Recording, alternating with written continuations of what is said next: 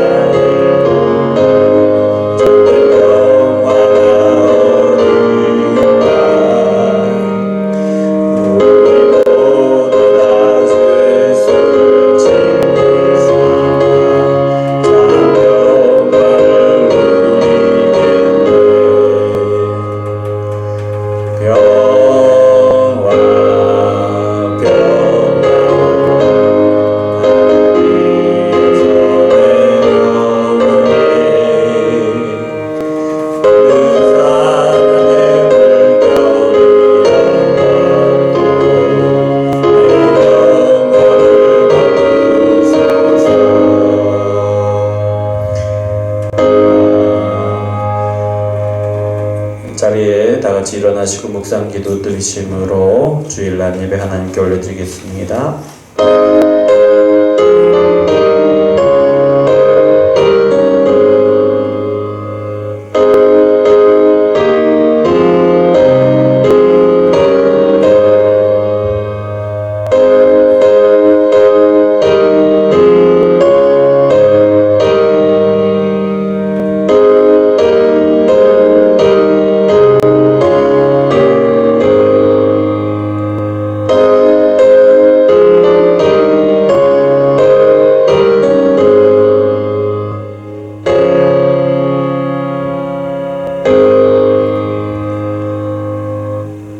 사랑의 하나님, 감사를 드립니다. 우리가 이렇게 주 앞에 나와 주님을 예배하는 것이 하나님의 은혜입니다.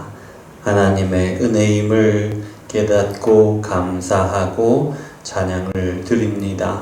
주여, 이 시간 우리의 예배를 받아 주시옵소서. 예수 그리스도 이름으로 기도드립니다. 아멘. 이 시간 우리가 한 주간 우리의 삶을 돌아보시면서 회개의 기도를 드리겠습니다. 우리가 한 주간을 살아오면서 정말 그리스도인으로서, 하나님의 자녀로서 그렇게 살아왔는지, 하나님이 우리와 함께 하심을 바라보고 그 은혜를 누리면서 살아왔는지, 그저 세상 사람들과 전혀 다름없이 그저 세상 사람인 것처럼, 믿지 않는 사람인 것처럼 그렇게 믿음을 숨기며 살아오지는 않았는지, 한 주간 우리의 삶을 돌아보시면서 회개의 기도를 드리겠습니다. 사랑의 하나님 아버지, 감사를 드립니다. 우리를 사랑하셔서 주 앞에 이렇게 나오게 하시니 감사를 드립니다. 우리가 하나님 앞에 나오는 것이 주님의 은혜임을 고백합니다. 우리가 주님의 이름을 찬양하는 것이 하나님의 은혜임을 고백합니다.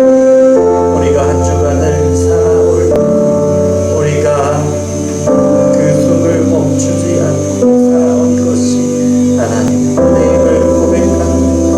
우리가 부족하고 연약할지라도 여전히 그리스도인으로서 살게 하시는 것이 하나님의 은혜임을 고백합니다.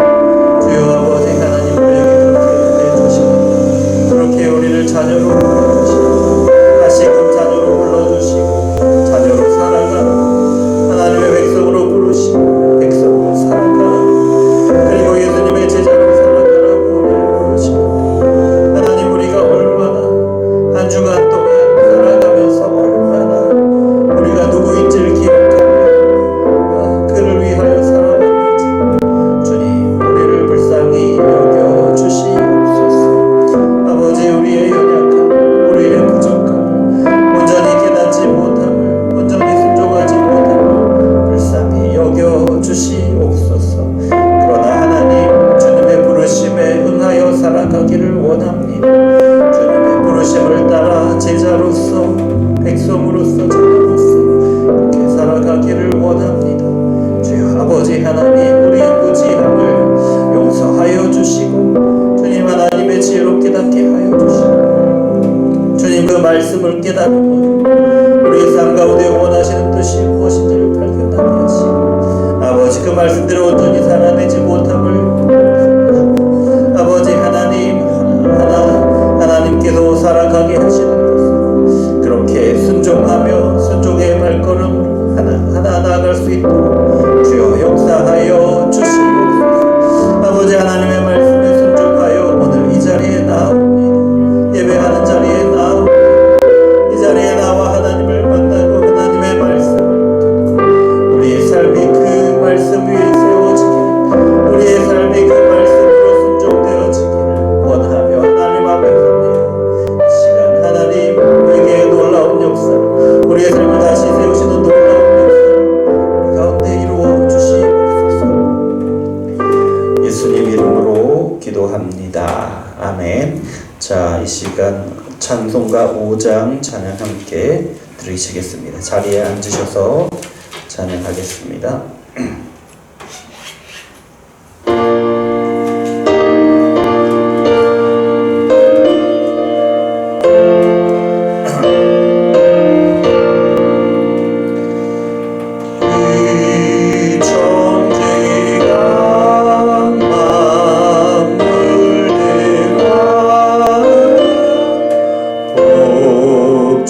주시는 주여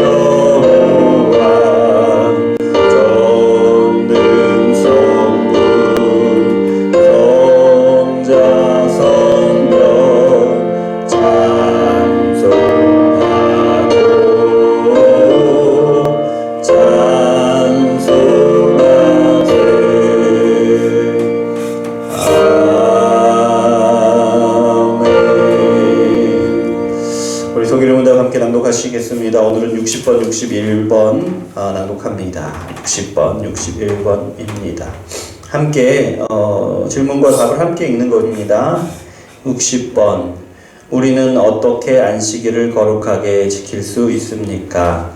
하나님은 세상의 시작부터 그리스도의 부활까지는 일주일의 일곱째 날을 안식일로 정하셨고, 그 후에 세상의 종말까지는 일주일의 첫날을 기독교인의 안식일로 정하셨습니다. 61번. 사계명이 금지하는 것은 무엇입니까? 정해진 의무를 소홀하거나 잘못 행하는 것이며, 게으르거나 죄된 행동을 하거나 세상 일과 오락에 대한 쓸데없는 생각과 말과 행동으로 이날을 더럽히는 것입니다. 사도신경으로 신앙을 고백합니다.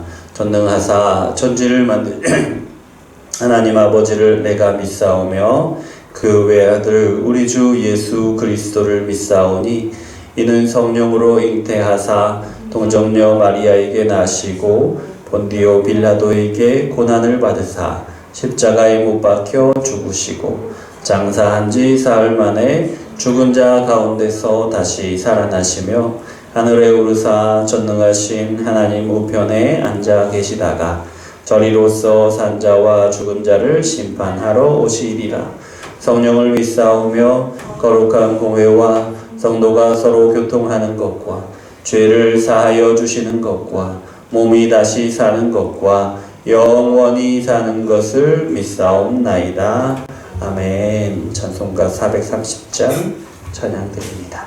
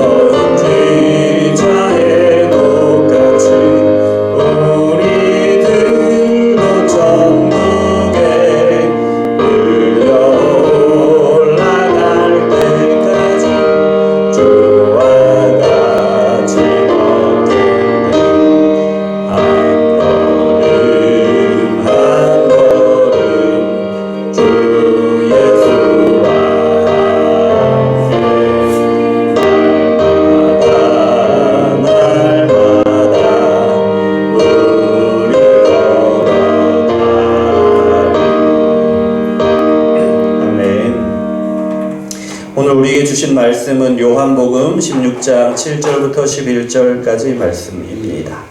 요한복음 16장 7절부터 11절까지 말씀입니다.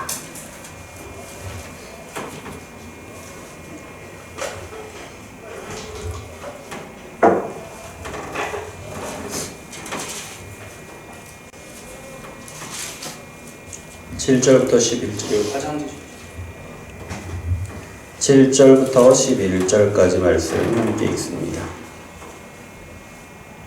16장 함께 읽습니다. 그러나 내가 너희에게 실상을 말하노니 내가 떠나가는 것이 너희에게 유익이라.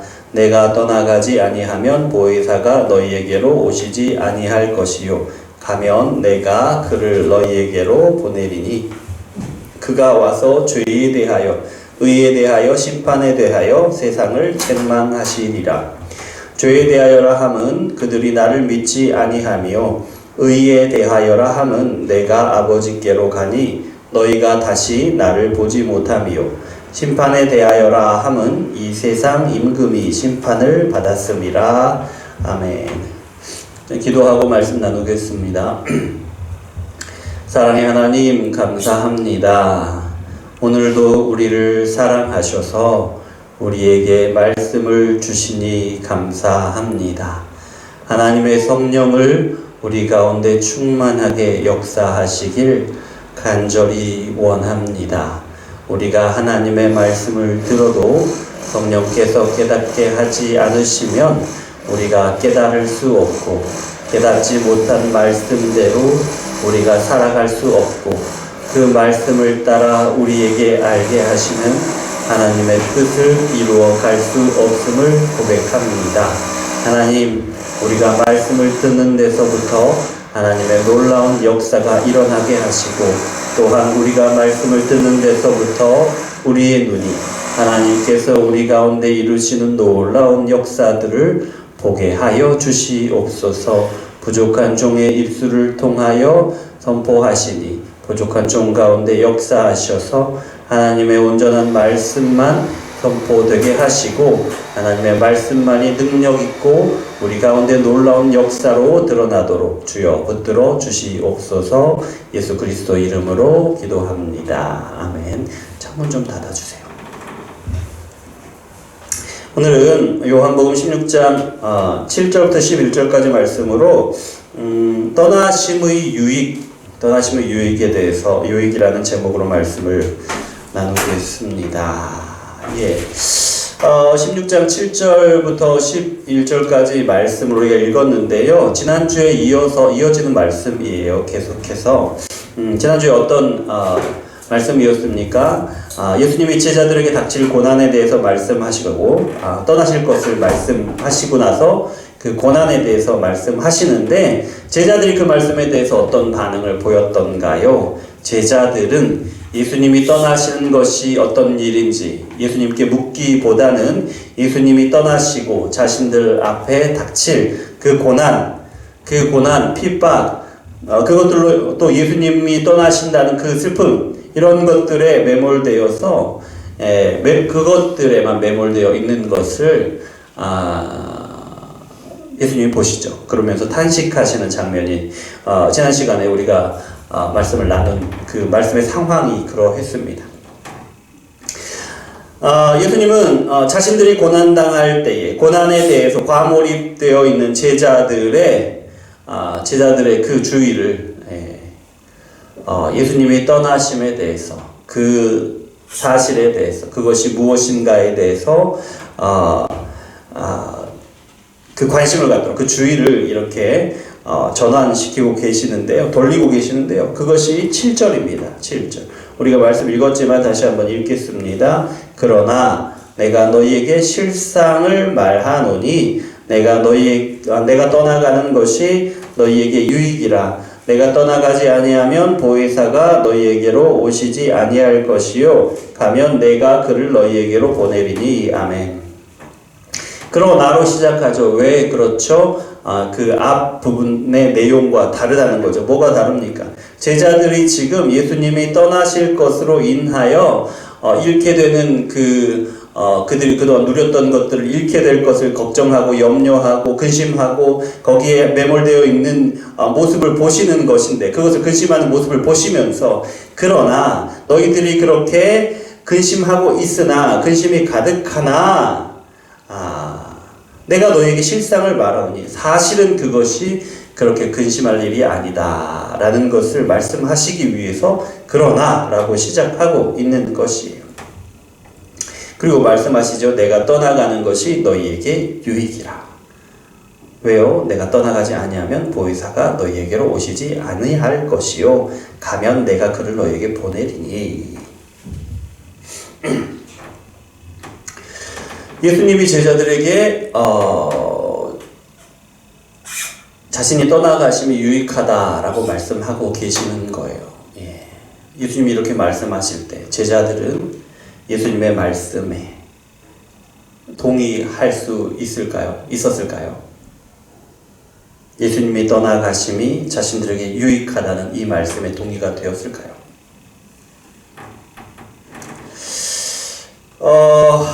7절 말씀을 한마디로 하면 예수님이 떠나가시는 것이 유익하다. 왜냐하면 예수님이 떠나시면 보혜사 성령이 오실 것이기 때문이다 라는 말로 한마디로 요약하면 그렇게 이야기할 수 있겠죠.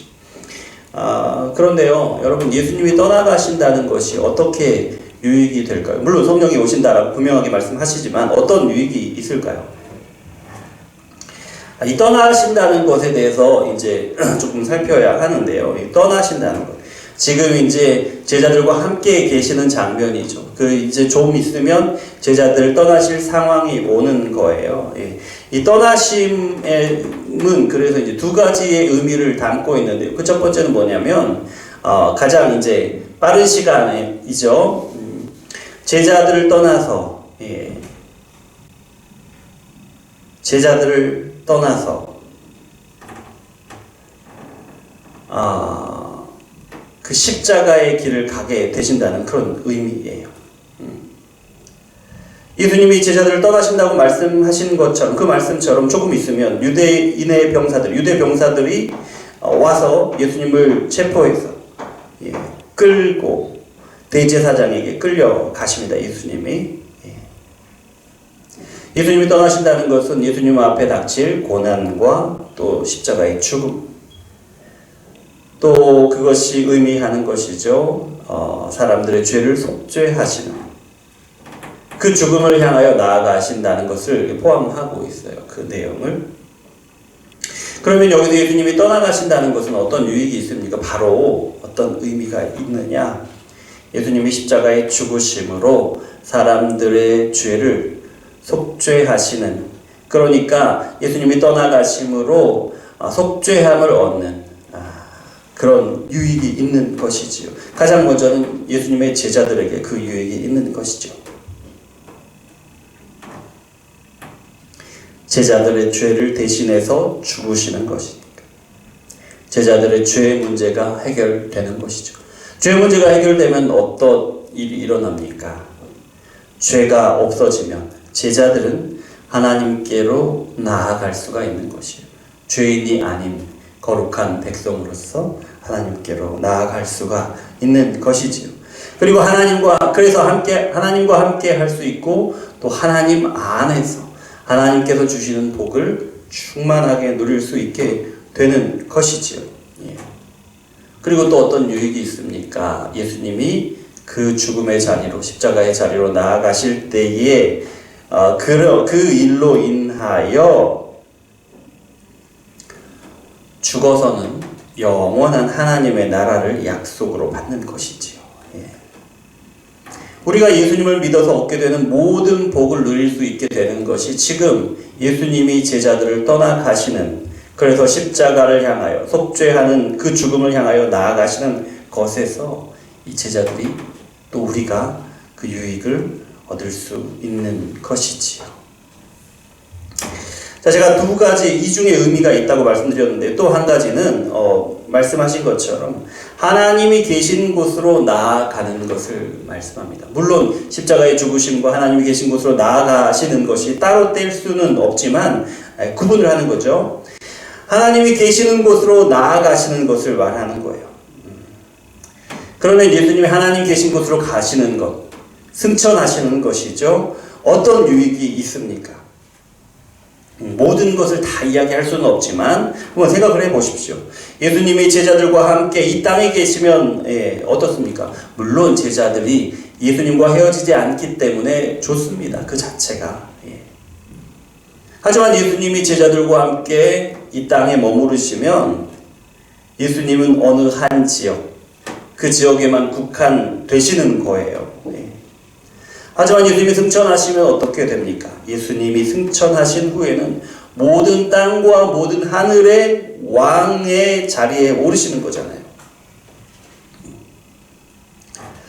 그렇게 되면 어떻게 되느냐? 예수님과 함께하는 그 지역 사람들, 예수님의 제자들만이 구원을 받고 믿음으로 구원을 얻고 하나님의 백성이 되는 것이 아니라 지금처럼 모든 땅의 사람들 예수님을 믿고 구원을 얻을 기회를 얻는 것이지요. 하나님의 백성이 되는 것이죠. 그리고 영원한 하나님의 나라를 약속받은 그런 유익을 얻게 되는 것이요. 예수님이 제자들과 함께 있지 않고 떠나가실 때에 그렇다라는 거예요. 자, 그리고 이제 말씀을 계속해서 이어서 나가는데 예수님이 말씀하시는 것 중에 중요한 유익, 가장 중요한 유익을 말씀하셔요. 뭐라고 말씀하십니까? 예수님이 떠나가셔야 성령이 오신다. 예수님이 떠나가셔서 예수님이 하나님께로 가셔서 그때에 성령을 보내주시겠다라는 것이지요. 성령을 보내주시는 것이 지금 그 다른 많은 유익들이 있겠지만 가장 중요한 유익이다라고 말씀을 하시는 거예요. 예수님이 하나님께 가셔야 보혜사 성령을 보내주실 수 있는 것이에요. 예. 그러면 보혜사 성령이 오시면 어떤 유익을 누릴 수가 있느냐? 다음 절부터 지금 그것을 다루고 있는 거예요. 8절 한번 읽겠습니다. 그가 와서 죄에 대하여 의에 대하여 심판에 대하여 세상을 책망하시리라. 이 말씀을요, 사실 좀 이렇게 오해하는 부분이 있습니다. 책망하신다. 세상을 책망하신다. 라는 이 책망이라는 표현 때문에 이 말씀을 성령께서 사람들이 회심하시기 전에 사람들 안에서 하시는 역사에 대해서 이 책망하신다라는 이 말로 이 말씀을 오해하는 그런 경우가 많은 것 같아요. 그러니까 사람들을 회심하게 하시기 위해서 그 스스로 죄인임을 깨닫게 하시고 그 죄가 얼마나 무서운 것인지를 깨닫게 하시고 그 죄 때문에 아무런 소망이 없는 절망 가운데 있었다는 것을 깨닫게 하시고 그래서 오직 예수님이 필요하다는 것을 깨닫게 하시는 그 역사, 성령의 역사가 바로 이 책망케 하시는 것이 아니냐라고 오해를 하시는 것인데요. 이 책망이라는 말은요, 그 단어 자체가 어떤 뜻이냐면 죄를 드러낸다라는 말입니다. 어떤 사람이 그릇되었다고 이렇게 증명해 내는 거예요. 그래서 창피를 사도록 만드는 것이 바로 이 책망하다라는 거예요. 정죄하거나 심판할 목적으로 유죄를 입증하는 거예요. 예. 제가 몇 가지를 비슷한 말이지만 이렇게 말씀을 드렸는데요. 어디에도 죄인이 스스로 자신의 죄를 납득한다거나 인정한다는 의미는 없죠. 그러니까 책망한다는 말은 죄를 범한 사람이 스스로 죄를 고백하거나 말거나 죄인이 스스로가 죄인이라는 사실을 깨닫거나 말거나 그 죄인의 죄를 낱낱이 적나라하게 까발린다는 의미예요. 예, 책망한다는 말이에요. 그러니까 주관적으로 죄인 한 개인의 그 마음에 깨닫게 하신다는 그런 뜻이 아니라는 거예요. 이 책망한다는 말이. 그러니까 오해해서는 안 되겠죠. 오히려 어떤 것이냐? 객관적으로 공공 앞에서 유죄임을 입증하는 거예요. 유죄를 입증하는 것이 중요한 거예요. 그래서 그 결과로 부끄러움을 당하는 것이 중요한 것이죠. 자, 그러면 성령께서 책망하죠. 세상을 책망하신다고 하시는데 어떻게 책망하십니까? 어떻게?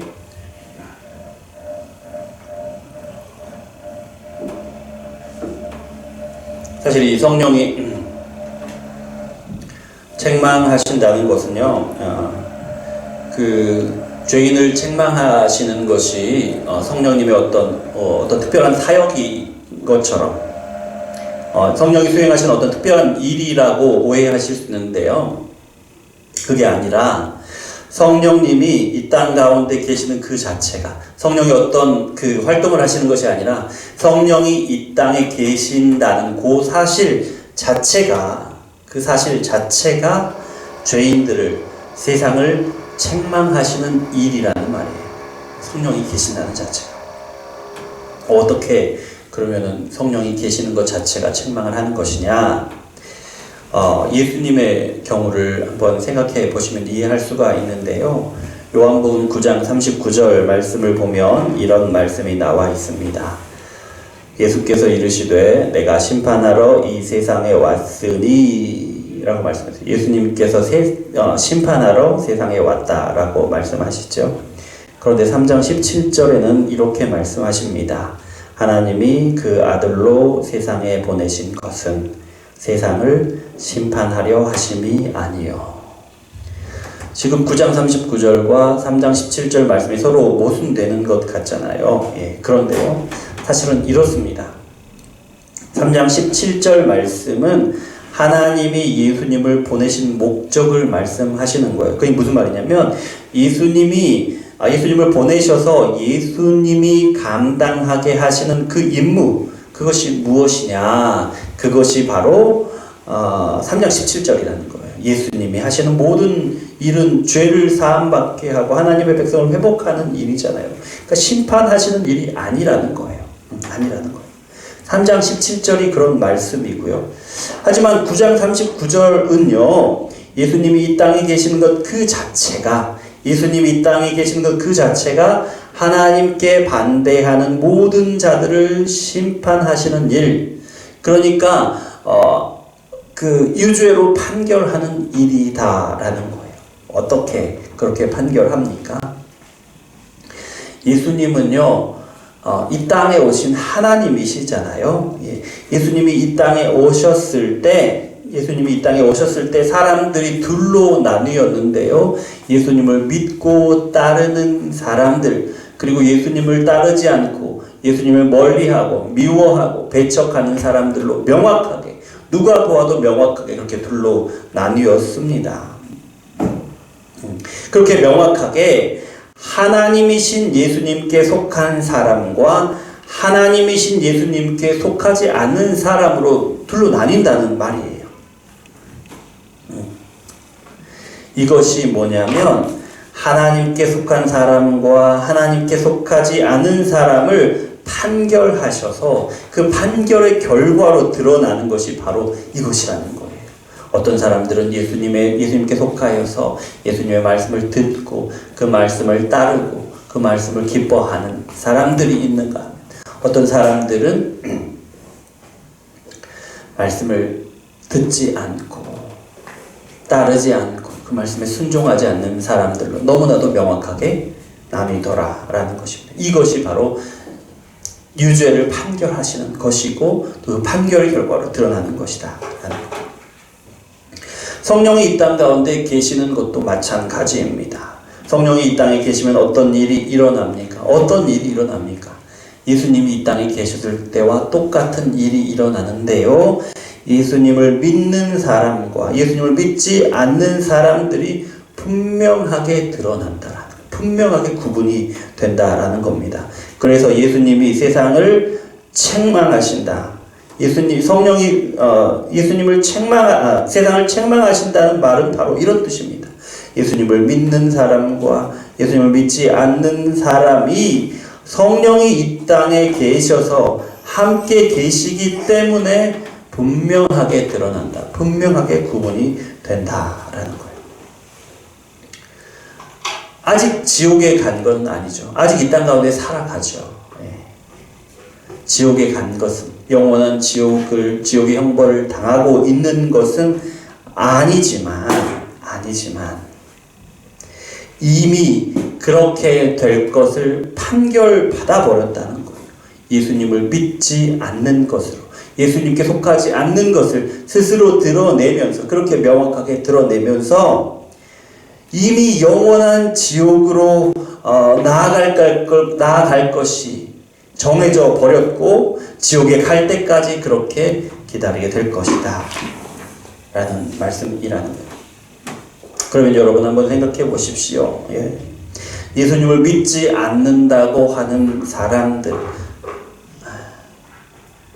그래서 예수님 믿는 사람들을 괴롭히는 사람들, 그렇게 당당하게 그렇게 높은 곳에서 마치 이렇게 믿는 사람들을 내려다보는 것 같고 그들이 막 심판하는 것 같은 그런 자신감 있어 보이는, 뭔가 이렇게 더 지적으로 보이는 것 같은 그런 사람들이 사실은 얼마나 불쌍한 사람들이냐라는 거예요. 얼마나 불쌍한 사람들. 그리고 반대로 한번 생각해 보세요. 예수님을 믿는 사람들, 예수님을 믿는다는 이유 때문에 세상 가운데 불편함을 겪고 비난을 당하고 핍박을 당하고 고난을 당하는 사람들, 어떻게 보면 왜 그렇게 고난을 당하고 핍박을 당해야 하는지 이해가 되지도 않고, 어떻게 보면 너무 안 돼 보이고 스스로 너무 힘들어서 그런 어려움 가운데 있는 그런 사람들이 사실은 얼마나 행복한 사람들인가. 왜요? 성령께서 이 땅에 계심으로 판결을 이미 받았는데 영원한 하나님의 나라를 약속받은, 아니 판결을 받은 사람들이기 때문에 그래요. 그리고 그것이, 그 증거가 이 땅 가운데 그리스도인으로서 핍박받고 어려움을 당하고 불편함을 겪고 원치 않는 상황들 가운데 어려움을 당하는 것으로 드러나고 있다라는 거죠. 그러니 얼마나 행복한 사람들입니까?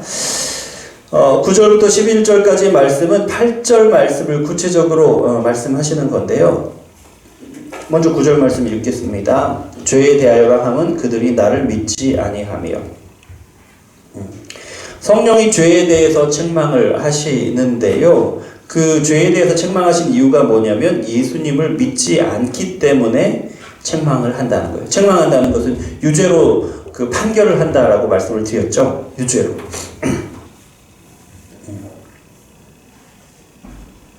예수님을 믿지 않기 때문에 유죄로 판결한다. 세상은 성령이 계심으로써 유죄로 판결을 받는데요. 다시 말해서 영원한 지옥에 갈 사람으로 판결을 받게 되는데요. 왜냐하면 예수님을 믿지 않기 때문이라는 거예요. 예수님을 믿지 않는 것이 바로 죄인들이 영원한 지옥을 판결받는 이유라는 거예요. 그것이 죄라는 거예요. 또 예수님을 믿지 않는 것이 영원한 지옥을 판결받았다는 표시라는 거예요. 또 10절입니다. 의에 대하여라 함은 내가 아버지께로 가니 너희가 나를 다시 보지 못함이요.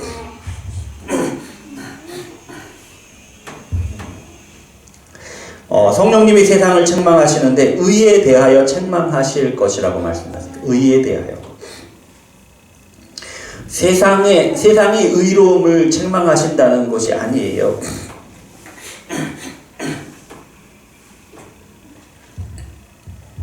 왜냐하면 세상은 의가 없잖아요. 의롭지 않잖아요. 이 의에 대하여 책망한다는 말은 예수님이 의로우시기 때문에, 예수님의 의로우심 때문에 세상을 유죄로 판결한다라는 거예요. 예수님이 의로우시기 때문에. 여러분, 예수님은 의로우신 분이시죠. 그런데요, 예수님이 하나님께로 가시는 것이 바로 예수님이 의로우시다는 것을 증명한다라는 겁니다. 왜요? 왜냐하면 예수님이 의로운 분이 아니시라면, 예수님이 조금이라도 거짓이 있거나 죄가 있으신 분이라면 하나님이 그런 예수님을 용납하지 않으세요. 받아들이지 않으세요. 절대로 죄가 있는 누군가를 받아들이시는 분이 아니시라는 거예요, 하나님은. 그런데요, 하나님은 예수님이 자신에게로 오시는 것을 받아들이셔요. 또 그 이름을 세상 가운데 가장 높은 이름으로 들어 올리셔요. 예수님을 가장 존귀한 분으로 온 세상을 다스리는 왕좌, 하나님의 보좌 우편에 앉히셔요. 예수님이 의로우시다는 것을 증명하는 것이죠. 그런데 왜 예수님의 의로우심에 대해서 성령님은 세상을 유죄로 판결합니까? 왜 유죄로 판결합니까? 사람들이 예수님에 대해서 어떻게 했는지를 생각해 보십시오. 사람들은 예수님을 거짓말장이라고 합니다. 하나님을 사칭하는 자라고 합니다. 사람들을 선동하여 미혹하는 자라고 하고, 거짓말로 자신이 왕이라고 하는 자라고, 그런 이유를 달아서 예수님을 십자가에 못 박아 죽이잖아요, 사람들이. 그러니까 성령께서 오셔서 이 땅 가운데 계신다는 것은 그 자체가 예수님은 거짓말장이도 아니시고 사람들을 미혹하여 선동하시는 분도 아니시고 거짓말이 아니라 진짜로 온 세상의 왕이시라는 것이 증명되는 것이다. 성령 하나님이 이 땅에 오신 것 그 자체가. 그러니까 예수님이 십자가에 죽으신 일이 너무나도 억울한 누명을 쓰고 당하신 일이다라는 거죠. 예수님은 십자가에 죽으신 그 모든 이유들에 대하여 완전히 결백하시다라는 것이죠. 성령님이 이 땅에 계시다는 것은요, 하나님께서 예수님을 영접하셨다, 받아들이셨다라는 사실을 증명하는 것이고요. 그래서 예수님이 결백하다는 증거라고요. 왜냐하면 하나님께로 가신 예수님이 성령 하나님을 이 땅 가운데 보내주셨으니까요. 그러니까 성령 하나님이 이 땅에 계시는 사실 그 자체가 예수님을 믿지 않는 모든 사람들을, 그렇게 믿지 않음으로 예수님을 거짓말쟁이요, 사람들을 미혹하는 자요, 그렇게 예수님을 십자가에 죽이려고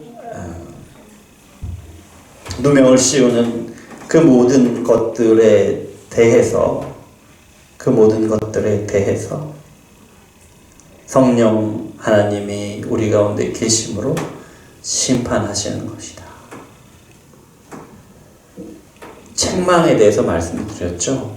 그 사람이 깨닫거나 깨닫지 못하거나, 그 사람들이 스스로를 죄인이라고 인정하거나 인정받지 않거나, 성령 하나님이 이 땅 가운데 계시는데, 성령 하나님이 이 땅 가운데 계심 그 자체가 의로우신 예수님에게 누명을 씌워서, 모욕적인 누명을 씌워서 가장 저주스러운 십자가에 죽게 한 그 사람들을 유죄로 판결하시는 것이고, 예수님을 믿지 않아서 예수님을 십자가에 모함하여서 십자가에 죽게 한 그 사람들과 동일한 믿지 않은 모든 사람들을 유죄로 판결하시는 것이다 라는 겁니다.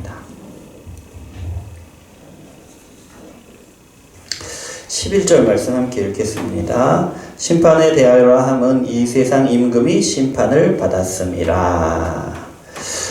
11절은요, 그 논리적인 흐름을 보면 9절부터 11절의 어떤 그 절정과 같은 말입니다. 9절에는 죄에 대하여, 10절에는 의에 대하여, 11절에 심판에 대하여 성령이 책망하신다라는 내용이잖아요. 세상이 성령님이 이 땅에 계심으로 유죄 판결을 받았습니다. 세상이 예수님의 의로우심으로 그 유죄가 증명이 된 것이지요. 그러니 이제 심판만이 세상을 기다리고 있다라는 것이에요. 여러분 지금 어떤 상황입니까? 예수님이 지금 제자들을 떠나시겠다는 그때가 가까웠다고 말씀하시는 상황이잖아요. 예수님의 제자들을 떠나가시고 아버지께로 돌아가실 것인데 이때에 세상과 또 사탄, 그러니까 예수님을 모함하고 예수님을 대적하는 모든 세력들이 유죄라고 선언되는 때다라는 거예요. 예수님이 제자들을 떠나가시는 그때, 예수님이 성령을 보내주신 그때가 바로 모든 세상과 사탄, 예수님을 대적하는 모든 세상과 사탄이 유죄를 선고받은 때라는 거예요. 그들이 깨닫지 못하든지, 그들이 시인하든지 시인하지 못하든지 이미 판결을 받았다라는 것입니다.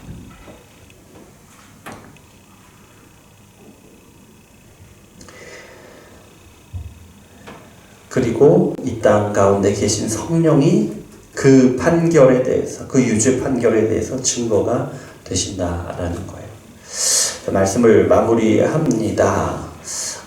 여러분 제자들은 지금 예수님이 제자들을 향하여 하신 이 말씀을 이해하고 공감했을까요? 아니요, 아직은 아닙니다.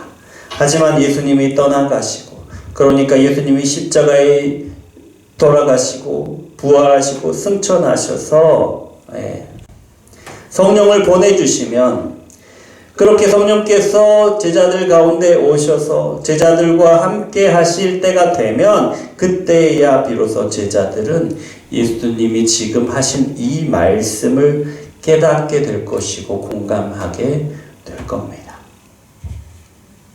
여러분, 우리는 어떻습니까? 오늘 우리에게 주신 이 말씀을 이해하고 깨닫고 계십니까? 우리 가운데는 그런 분도 계시고 아닌 분도 계실 것입니다. 차이는 다른 데 있지 않습니다. 성령이 이미 깨닫게 하시는가 아닌가에 있는 거예요. 아직 깨닫지 못하신 분들도 시간의 문제이지 성령께서 깨닫게 하신다라는 거죠.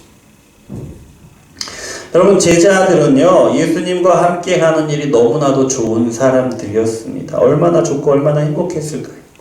예수님과 함께 있을 때에 누리는 모든 것이 너무 좋고 너무나 행복했습니다. 그래서 예수님이 떠나가신다는 말씀이 너무나도 당황스럽고 너무 괴로웠습니다.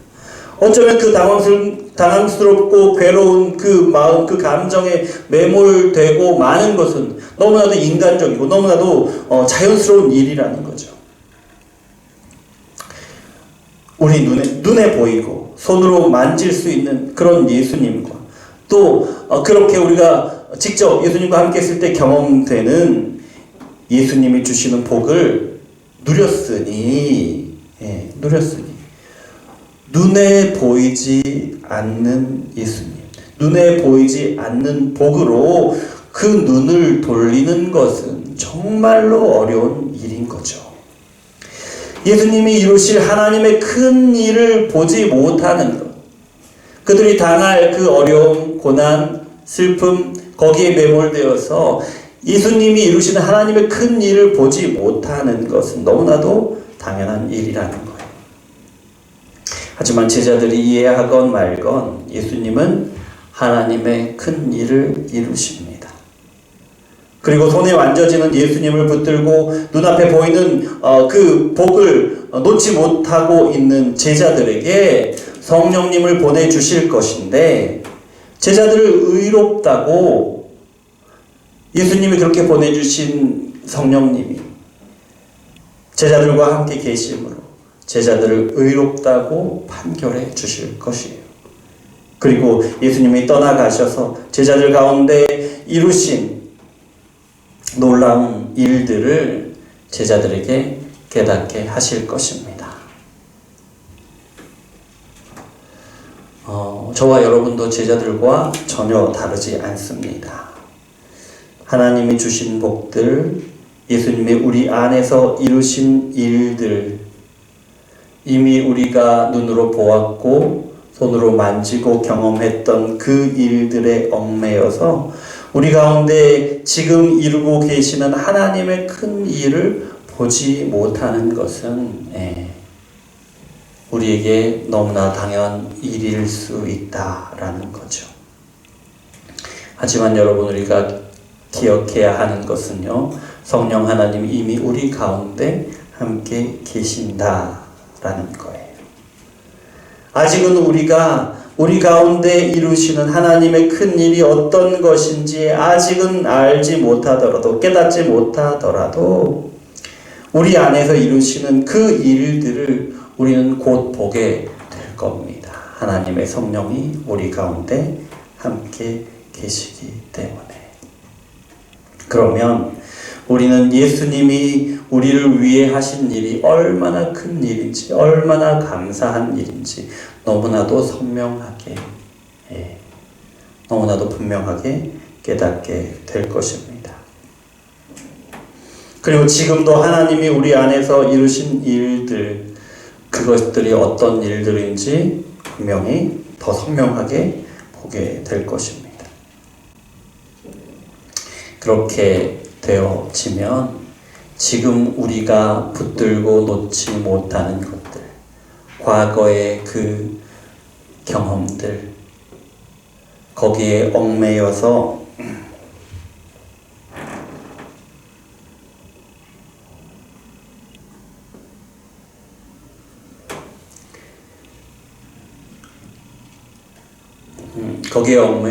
하나님께서 우리 가운데 이루시는 일을 놓쳐버리는 그런 일은 없게 될 것입니다.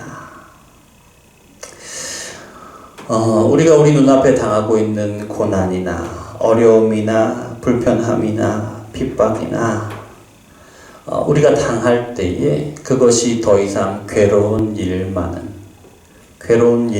아니게 될 겁니다. 고난과 핍박으로 세상 가운데 우리가 혼자인 것처럼 느껴지는 그런 느낌, 우리가 잠시는 받을 수 있겠으나 우리와 함께 하시는 성령께서 역사하실 것인데, 고난 가운데서도 예수님이 우리와 함께 계심을 깨닫게 될 것이에요.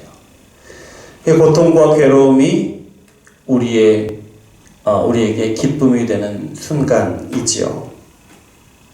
그리고 그렇게 되면 더 이상 우리가 혼자 홀로 있다는 그런 외로움 때문에 괴로워하지 않아도 되는 것입니다.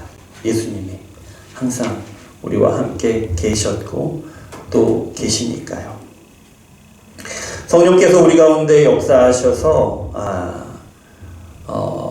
오늘 우리에게 주신 예수님의 말씀을 깨닫게 하시길 원합니다. 그래서 예수님이 우리 가운데 이루신 일들이 얼마나 위대한 일인지를 깨닫게 하시기를 원합니다. 또 성령이 우리 가운데 역사하셔서 지금 이 순간 우리 가운데 하나님께서 이루신 역사를 보게 하시기를 원합니다. 그리고 성령께서 우리 가운데 역사하셔서 이후에도 우리의 인생, 우리의 평생 동안에 하나님이 이루실 역사 가운데로 우리를 인도하시고 또 인도하시길, 그렇게 계속해서 인도하여 가시길 원합니다. 성령께서 우리와 함께 하심으로 이런 일들이 우리 가운데 있을 줄 믿습니다. 기도하겠습니다. 사랑의 하나님, 감사합니다. 우리를 사랑하셔서 하나님의 말씀을 듣게 하시니 감사합니다. 예수님이 떠나가신다는 것은 제자들에게 커다란 슬픔이고 아쉬움이고 괴로움이었을 것입니다.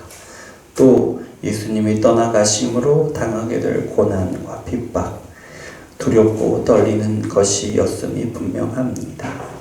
그러나 그렇게 두려움에 떨면서 예수님이 가시는 일에 그것이 어떤 일인지, 그 목적이 무엇인지 관심을 갖지도 못한 제자들 가운데에서 예수님은 하나님의 그 큰 일을 그렇게 이루셨음을 봅니다. 또 그런 제자들을 위하여 하나님께로 나아가셔서 성령을 보내주실 것을, 또 성령께서 제자들 가운데 놀라운 일을 이루실 것을 오늘 말씀을 통하여 봅니다. 그리고 우리의 삶을 봅니다. 우리의 삶을 통하여 우리가 당하는 어려움, 괴로움, 그런 것들에 매몰되어서 예수님께서 우리에게 이루신 일을 보지 못하고, 지금 이루고 계시는 일을 보지 못하고, 앞으로 인도해 나아가실 일들을 보지 못하고 그렇게 살아가고 있는 것이 우리의 모습은 아닌지요? 하나님 깨닫게 하시고 하나님의 성령이 우리 가운데 역사하셔서 하나님께서 이루셨고 이루시고 이루실 일들을 보게 하여 주시옵소서. 예수 그리스도 이름으로 기도합니다. 아멘. 찬송가 433장 함께 찬양하시면서 준비하신 예물 드리시겠습니다.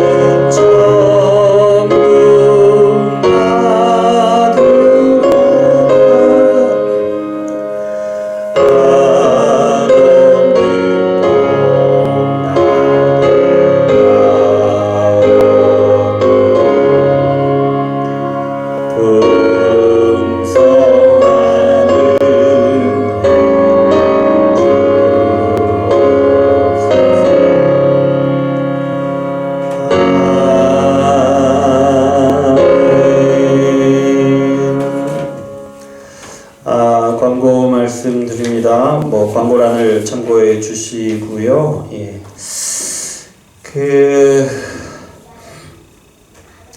교육부 예배를 위해서 기도해 주시고요. 또 이제 우리 지금 11시 예배를 위해서도 기도해 주십시오.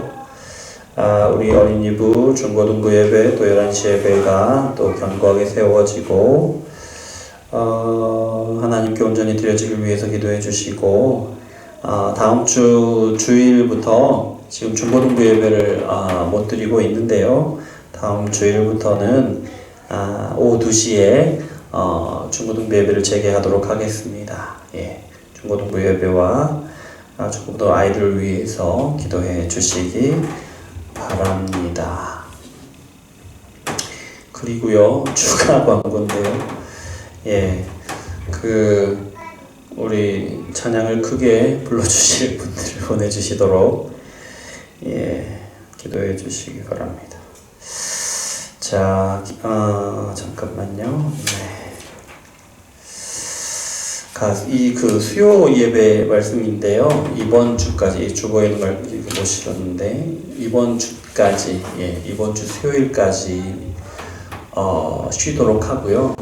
수요 예배도 5월 첫째 주 수요일부터 재개하도록 하겠습니다. 위에서 많이 기도해 주시기 바랍니다. 네, 찬송가 407장 1절 찬양하시고 우리 함께 잠깐 기도하는 시간 갖도록 하겠습니다.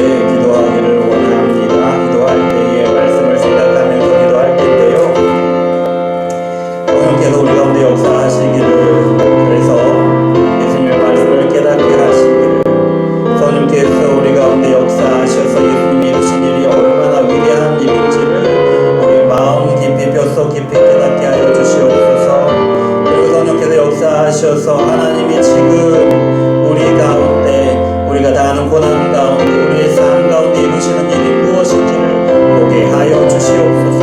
그리고 성령께서 역사하셔서 하나님께서 우리 교회 가운데 또 우리의 삶 가운데 앞으로 계속해서 이루어 가실 일을 보게 하시고 그 삶을 살아가게 하시고 끝까지 살아가게 하여 주시옵소서. 주님을 한번 부르시고 기도합니다. 주여,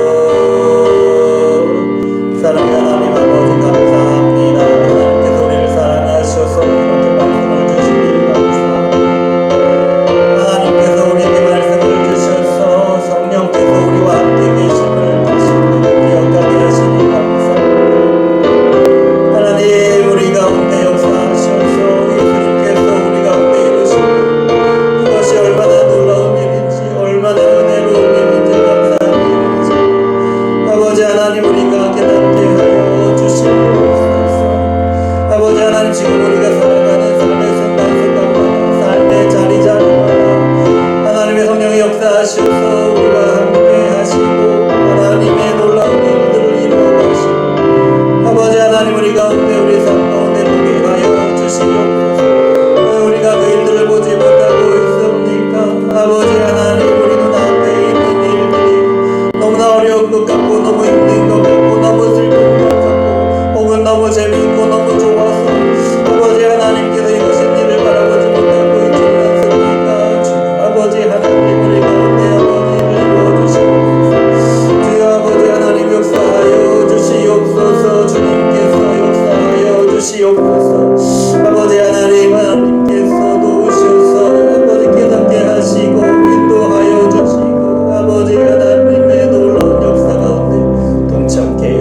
주시옵소서. 아버지 하나님께서 역사하시지 않으면, 깨닫게 하시지 않으면, 또한 아버지 우리 삶 가운데 우리 교회가 하나님께서 이루어가실 일들을 보지 못하고, 아버지 하나님 그 일 가운데 동참하지 못하고, 아버지 그렇게 아버지 살아가지 않고, 주여 아버지 하나님 우리를 불쌍히 여겨주시고, 아버지 하나님 주여 들어주시고, 기도할 때 우리 가정을 위해서 기도하시고요, 나라를 위해서 또 민족을 위해서도 기도하시고, 우리 교회를 위해서 기도하시겠습니다. 사랑의 하나님 아버지 감사합니다. 아버지 하나님 우리 가정을 붙들어 주시옵소서. 우리 가정 가운데 함께하여 주시옵소서. 아버지 하나님 우리 가정이 지금 집중하는 것이 무엇입니까? 아버지 우리가 오늘 하루하루를 살아가는 아버지 그 일에 집중하여 있지는 않습니까? 그래서 예수님께서 우리 가운데 이루시는 것, 우리 가운데 하나님께서 역사하시는 것, 이루어 가실 것을 전혀 보지 못하고 있지는 않습니까? 아버지 하나님 우리가 손으로 만지고 눈으로 볼 수 있는 것에 매몰되어 있어서 아버지 하나님께서 우리 가운데 이루시는 놀라운 역사를 보지 못하는 것은 아닙니까? 아버지 하나님 우리 가정을 불쌍히 여기시고 긍휼히 여겨주시옵소서. 아버지 하나님께서 이루시는 일을 보게 하여 주시옵소서. 아버지 하나님께서 인도하신 그 길을 보게 하여 주시옵소서. 그 길로 나가게 하여 주시옵소서. 아버지 그러나 또한 아버지 우리 삶 가운데 하나님께서 채우시고 놓으시는 것을 경험하며 감사함으로 누리기를 원합니다. 아버지 우리에게 주시는 건강을 누리게 하여 주시옵소서. 아버지 하나님 우리 온전케 하시고 회복하시는 그 은혜를 누리게 하여 주시옵소서. 아버지 연약하고 아버지 온전치 못한 가운데 있는 아버지 모든 질병이나 연약함이나 아픔이나 모든 것들을 회복하여 주시옵소서. 그리고 아버지 정강으로 채우시기를 원합니다. 이 어려운 가운데 하나님의 채우심으로 도우심으로 아버지 온전하게 풍성하게 누릴 수 있도록 주여 역사하여 주시옵소서. 주여 우리 자리들 공부하는 가운데 있습니다. 하나님께서 지혜를 주셔서 아버지 그 지혜를 누리기를 원합니다. 아버지 이 땅 가운데 아버지 하나님께서 만드신 아버지 세상의 이치를 깨닫게 하시고 그 지식을 알게 하시고, 그래서 아버지 하나님 지혜도 참여하게 하시고, 아버지 하나님께서 맡기신 우리 삶 가운데 아버지 하나님께서 기뻐하시도록 하나님 기뻐하신 삶을 살아드리도록 주여 아버지 하나님 우리 붙들어주시옵소서.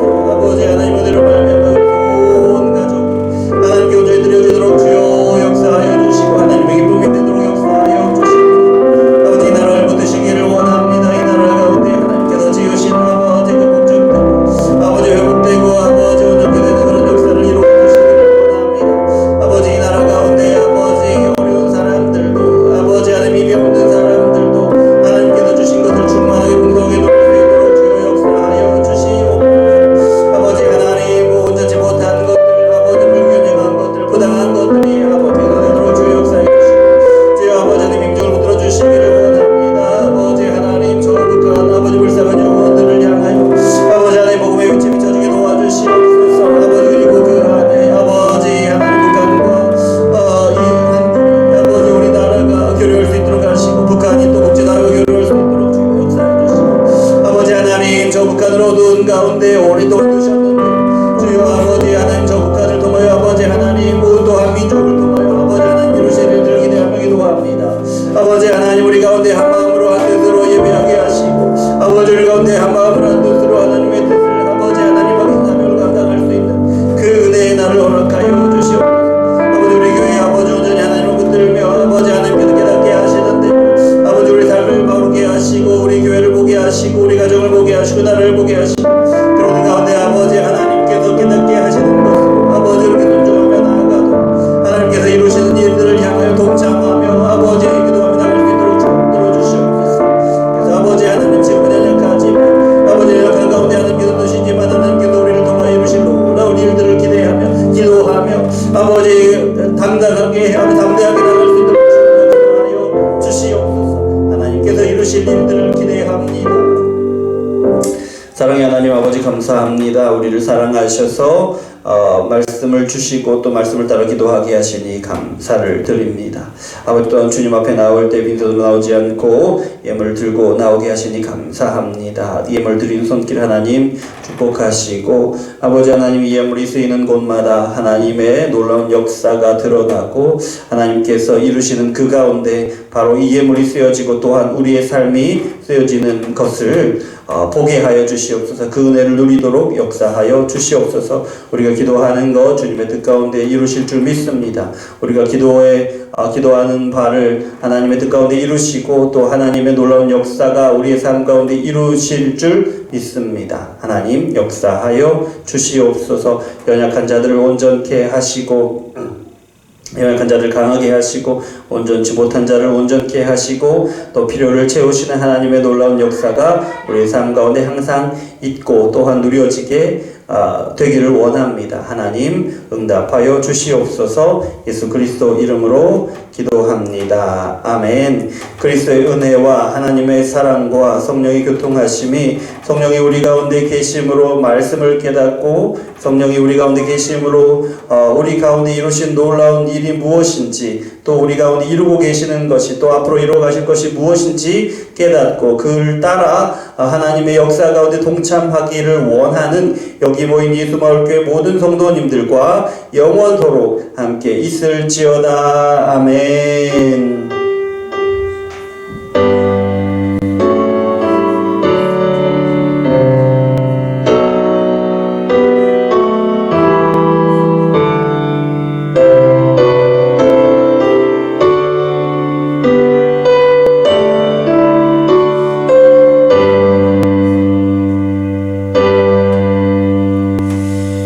자, 예배를 마쳤습니다. 하나님께 영광의 박수 올려드립니다. 감사합니다.